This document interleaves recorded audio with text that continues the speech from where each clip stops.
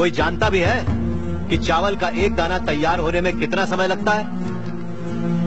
नहीं जानता। 120 दिन 120 दिन तक जब एक किसान का पसीना उस धान के खेत की मिट्टी में बूंद बूंद मिलता है, तब जाकर अन्न पैदा होता है। और ये भी बता दूं कि हमारे देश में खाना बर्बाद नहीं किया जाता। अगर वही देश किसानों को बर्बाद होता देखता रहे तो फिर हम किसके पास जाएंगे?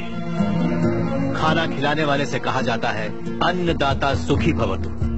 ये अन्नदाता है कौन? खाना पकाने वाला या परोसने वाला नहीं है, अन्न उगाने वाला है। और ये खेती जैसा उपहार ईश्वर ने हमें दिया है। सेल फोन के बिना हम जिंदा रह सकते हैं, टीवी और एसी के बिना भी हम लोग जिंदा रह सकते हैं। जो टीवी और एसी बनाते हैं वो करोड़ों-पति हैं, लेकिन अन्न उगाने वाला वो गरीब किसान इतनी कड़ी मेहनत और धूप में पसीना बहाने के बाद दिन ब दिन गरीब होता जा रहा है। तो क्या फैक्ट्रियां लगाना गलत है? फैक्ट्रीज लगाना गलत नहीं है, बिल्कुल सही है, लेकिन खेतों को बर्बाद करके फैक्ट्रीज लगाना गलत है। इस देश में कितनी ही बंजर जमीनें हैं, कितनी ही पथरीले जमीनें हैं। क्यों? क्योंकि वहाँ पर पानी नहीं है, इसीलिए खेती करने में इतनी परेशानी उठानी पड़ती है। जरा सोचकर जवाब दीजिए कि किसान पानी लेने कहाँ जाएगा? पूछो बेटा, ऐसे ही पूछो। इस देश में पिछले 10 साल में 1,71,105 से ज्यादा किसान आत्महत्या कर चुके हैं। उसमें से 25,000 से ज्यादा किसान तो इसी इलाके में रहते थे। हर आधे घंटे में एक किसान आत्महत्या कर रहा है, ये जानते हैं क्या आप? लेकिन सच्चाई यही है, जहाँ मौत इतनी सस्ती है वो देश कभी आगे नहीं बढ़ेगा सर।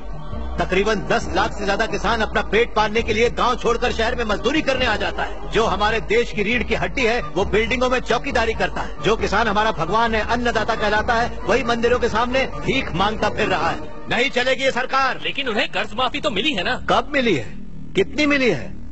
वादों पर मत जाइए, जमीन पर आ जाइए। एक कॉर्पोरेट में काम करने वाला हजारों करोड़ का उधार लेकर विदेश भाग गया और वहाँ बैठकर विदेशी शराब पी रहा है। सिर्फ 5 या 10 हजार उधार लेने वाला किसान जहर पीकर अपनी जमीन पर जान दे रहा है। ये सही नहीं है, ये नहीं सोचेंगे? मैं दिखाऊंगा सर। इन कॉर्पोरेट्स की काली करतूतों की वजह से हमारी हरियाली जली जा रही है। खेत सींचने वाली नदियाँ फैक्ट्री से निकलने वाले गंदे पानी से जहरीली होती जा रही हैं। ये मल्टीनेशनल कंपनीज की मशीनें हमारी खेती वाली जमीन पर कब्जा करके उन्हें खत्म करती जा रही हैं। पर ये दिखाई नहीं देता। पर उन्हीं फैक्ट्रियों में हमें नौकरियां भी तो मिलती हैं शंकर। किन फैक्ट्रीज की बात कर रहे हैं आप? सारे हेल्दी फूड्स में मिलावट करके ये उसे बर्बाद करते जा रहे हैं। अंडे को शैम्पू में, गाजर को क्रीम में, सोया को साबुन में। 2 रुपए का अंडा 10 रुपए में, 10 रुपए का गाजर 100 रुपए में खरीद रहा है ये कॉर्पोरेट वर्ल्ड। इस रेट पर क्या कोई गरीब खरीद पाएगा? फिर भी ये पैसा किसान या गरीब तक कभी नहीं पहुंच पाता, क्योंकि बिचौलिए ले जाते हैं। ये बिचौलिया धीरे धीरे और अमीर होता जाता है। अन्न पैदा करने वाला किसान गरीब से गरीब होता जाता है। पौष्टिक खाना न मिल पाने की वजह से गरीब बच्चे, गरीब बूढ़े बीमारी से मर रहे हैं सर। नौकरी कैसी भी हो हमारी बेहतरी के लिए होनी चाहिए, लेकिन हम उन फैक्ट्रियों के गुलाम बनकर अपनी जिंदगियां खराब कर रहे हैं। याद रखिए, खेती भी एक उद्योग है और किसान उद्योगी है, उसे पहचानिए।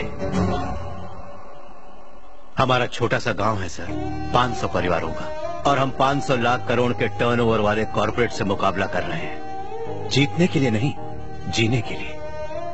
हमारी आवाज जब आपने नहीं सुनी तो 6 किसानों ने खुद के गले काटकर आत्महत्या कर दी। अगर हमारे गांव की समस्याओं को आप लोगों ने नजरअंदाज किया तो एक न एक दिन हर गांव हमारे गांव जैसा ही बन जाएगा। समझ जाइए आप लोग। विदेशों